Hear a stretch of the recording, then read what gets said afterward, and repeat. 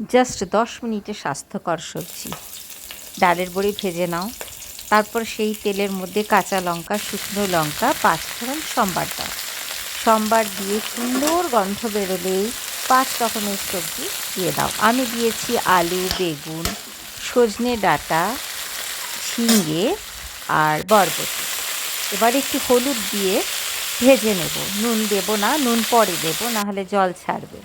ভাজা হয়ে গেলে নুন আর অল্প মিষ্টি দিয়ে আবার একটু নেড়ে চেড়ে আমি ঢাকনা দিয়ে দেব। গ্যাসটা মিডিয়ামে রাখলাম। সবজি থেকে জল ছাড়বে, সেই জলে ও নিজে নিজেই সেদ্ধ হবে। এক ফোঁটাও বাইরের জল দিতে হবে না।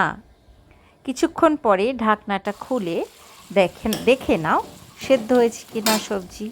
সবজি সেদ্ধ হয়ে গেলে এবার একটুখানি সর্ষে বাটা দিয়ে ভালো করে নেড়ে চেড়ে তার মধ্যে ডালের বড়ি ভাজাটা দিয়ে দিলাম, দিয়ে আর ধনেপাতা কুচিয়ে রাখা দিয়ে দিলাম। সব মিলিয়ে 10 মিনিট। ভীষণ সুন্দর গন্ধ বেরিয়েছে। দেখো একবার চেহারাটা কেমন, চেহারার গন্ধে মিল আছে খুব। করে একবার তোমরা দেখতে পারো 10 মিনিটের স্বাস্থ্যকর খাবার।